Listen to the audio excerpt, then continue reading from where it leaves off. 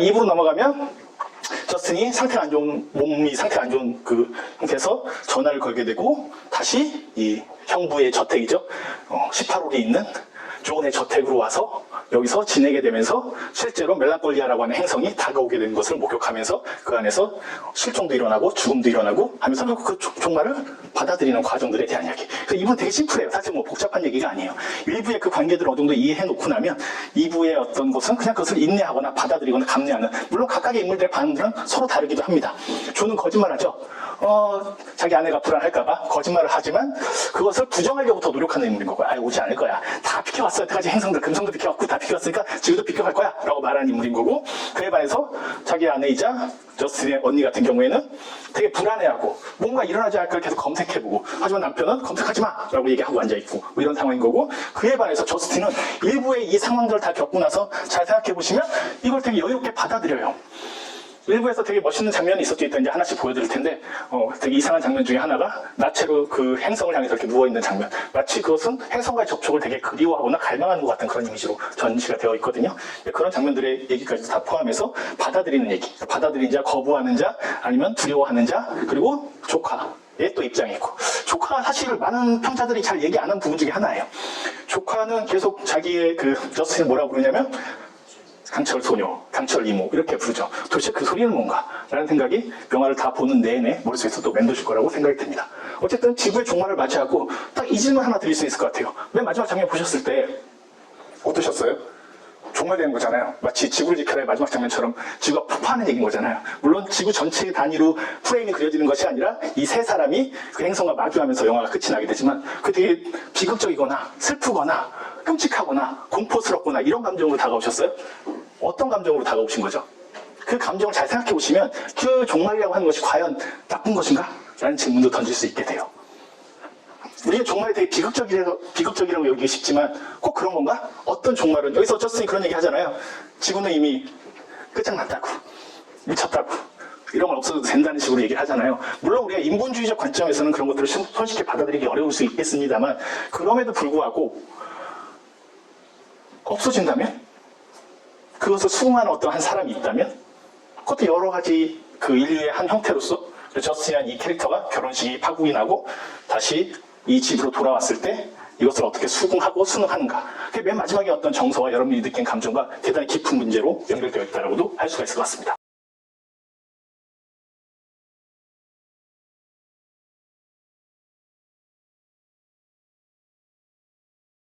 이 장에서는 딱 다시 올라오게 되면 이제 클레어의 얘기죠.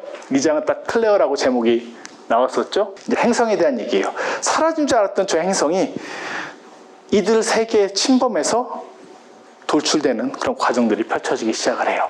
그래서 두려운 행성이 아니라 아름다운 행성이야 라고 이 남자는 되게 의연하게 우리를 침범하지 않을 거야 라는 식으로 존은 설득하기 시작을 하고, 다시 이 저스틴이 찾아오게 되니까 우리 언제 동굴 만들어요? 강철소녀 이모라고 또 말을 하게 됩니다. 그리고 이때까지만 해도 클레어는 뭐 몸도 완전히 피곤한 상태로 놓여 있고요. 음식도 못 먹죠. 단백질을 먹는 것 같아요. 근데 그 다음 장면에서 보시면 갑자기 막 먹기 시작해요. 완전 또 변해지는 게 바로 이런 식으로 어떻게 단순하지만 변곡점이 그대로 드러나기도 합니다. 거부하는 존재였다가 행성을 인식하게 되는 순간부터 저스틴은 또 바뀌기 시작을 합니다. 조카가 알려주죠? 태양 뒤에 숨은 행성이래요. 멜랑콜리아를 알려주게 되고요. 그것을 보고 나서부터 행성이 온다는 사실을 알자 저스틴이 달라지기 시작을 해요. 저렇게 막 손으로 잼 찍어서 막 먹는 장면을 아마 여러분들이 보셨고요. 그리고 밑에서 이제 말 준비를 하고 있는데 이 존은 갑자기 멜랑콜리아가 근접할 때 대비해서 비상용품 좀 사왔어. 언니한테 말하지 마. 클레어한테 말하지 말라고 얘기하면서 뭔가 불안한 마음이 저 사람에게도 여전히 있구나. 거짓말하는구나라는 것이 드러나는 그런 순간들이 하고요. 그러자 멜랑콜리아를 이제 직접 바라보면서 에로티즘을 발산하기 시작을 해요. 저렇게 나온 장면과 다음 컷이 바뀌면 뭐 더 근접된 클로즈업이 나왔는데 일부러 그건 가져오지 않았습니다. 혹시 굳이 뭐 그것까지 보실 필요는 없을 것 같아서. 근데 저건 되게 중요해요. 다시 말해서 여태까지 저스틴은 지금 2장이 시작되는 되게 몸이 피폐된 상태고 정신도 다 망가진 상태였는데 다시 저 행성이 다가옴을 느끼자 갑자기 모든 것들이 회복되기 시작을 하면서 적극적으로 저 행성을 향해서 맞이하기 시작을 해요. 우울증을 치료하는 방법들에 대해서 사회학적 연구나 심리학적 연구의 가장 대표적인 것들은 결국 사랑에 대한 회복이거든요.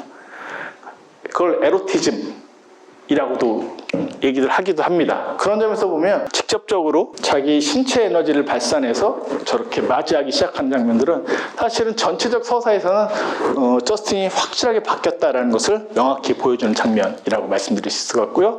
하지만 클레어는 두렵죠. 그래서 검색을 해보고 지구와 멜랑콜리아, 죽음의 춤. 역시 멜랑콜리아라는 단어와 같이 붙어있는 건 죽음이에요. 죽음. 사실 많은 장면들이 죽음에 대한 공포와 우울증들을 가지고 있어요. 그러면서 집사가 사라지고 그것에 대해서 저스틴 되게 의연하게 마지막 날은 가족과 함께 하고 싶은 거겠지라고 언니한테 들려주게 됩니다. 그리고 지구는 사악해, 없어져도 아쉬울 것 없어라고 단언하는 저스틴의 모습들을 보게 되고, 우리는 사실 일부의 복잡한 관계들을 통하고 나서 2장에서 이런 장면들을 봤을 때 저스틴의 어떤 저 의연함이나 오히려 이 가족들을 돌보거나 지키려고 하는 어떤 저스틴의 변화된 모습을 보여주고 있다. 그것을 좀 느끼게 됩니다.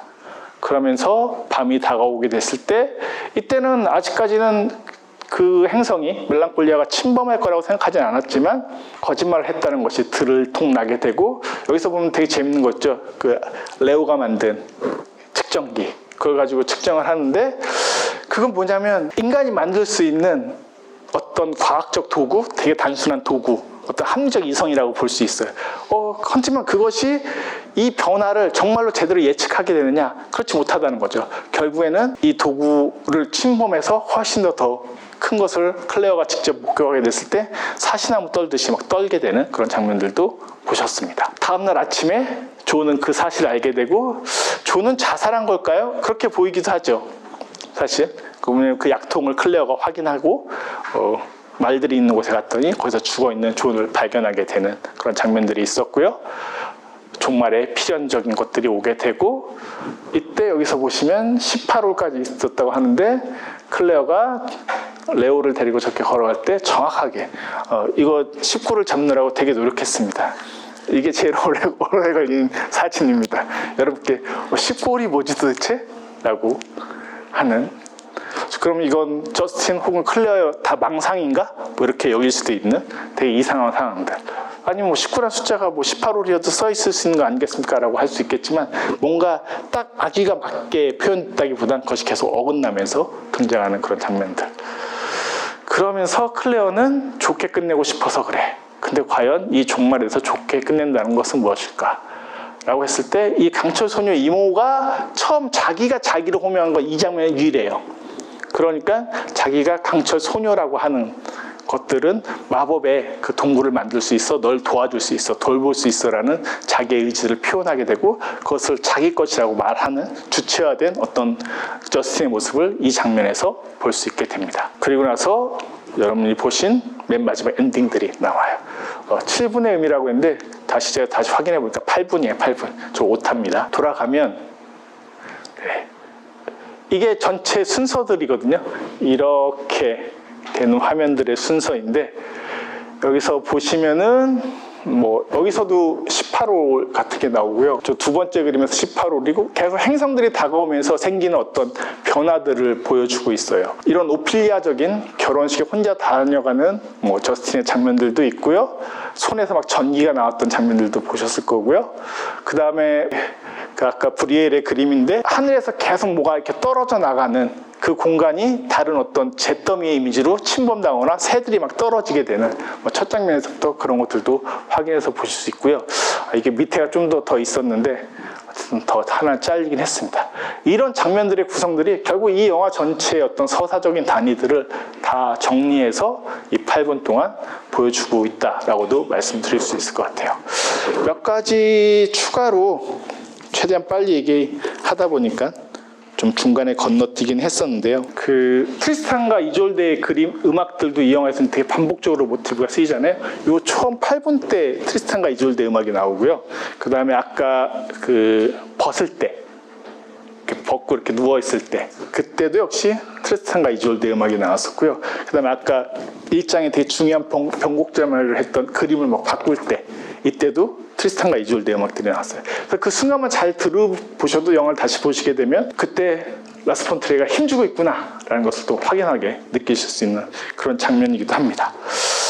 모더니즘이 인식 불가능한 세계에 대한 것들이라고 말씀드렸었는데 한 가지 이 영화에서 말레비치의 절대회화, 모더니즘의 대표적인 어떤 그런 표상에서 그런 브리엘이라든가 훨씬 더 이전 시대 때 음악들, 19세기 음악들이나 이런 것들을 쓰게 되면 이때도 멜랑콜리아라는 게 없었던 것은 아니거든요. 근데 이 사람이 생각하는, 다시 말해서 라스 폰 트리에가 서구 문화를 생각했을 때 지구는 사악한 거예요. 그건 라스 폰 트리에의 직접적인 얘기이기도 한 것 같습니다. 근데 이것에 대해서 우리가 바꾸거나 저항하거나 변화시킬 수 있는 것은 뭐 자본주의도 거부해야 되고, 라스 폰 트리의 많은 영화들에서 계속 나왔던 테마들 중에 하나이기도 합니다. 그것에 대한 저항도 있어야 되지만 이제는 우리가 사랑이라고 하는 것을 어떤 식으로 자기의 관계성들을 어떻게 발휘해야 될 것인가 라는 것에 대한 어떤 단초들을 던진 영화라고 볼 수 있고, 그것은 죽음을 향한 어떤 갈망의 사랑인데 이렇게도 얘기해 볼 수 있을 것 같아요. 죽는다는 건 되게 덧없고 의미 없고 비극적인 것이라고 우리는 흔히 생각하기 더 쉽습니다만, 한편으로 완전한 죽음이 있다면, 행복한 죽음이 있다면 그것은 우리가 가지고 있었던 기존의 관습이나 문화나 행태들이나 사유들이나 철학들을 다 뒤집어 버릴 수도 있는 것들이기도 할 수 있거든요.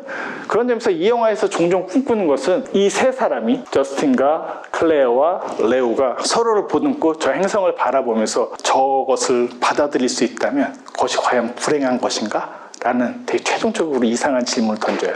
그래서 맨 마지막 장면 보셨을 때 그게 끔찍하게 느껴지거나 공포스럽게, 이들은 소리도 지르지 않아요. 그걸 되게 조용히 응시할 때 그냥 어떤 숙명론적이거나 그래서 받아들이는 것이 아니라, 그렇게 우리가 서로를 인식한 채 죽을 수 있다면 그것이야말로 우리가 유일하게 받아들일 수 있는, 인간들은 그렇고 여러분들도 맨날 사회 속에서 살아가시면서 한국 사람이 이렇게 점점 안 좋아지는 거야 그렇게 말씀하실 거 아니에요?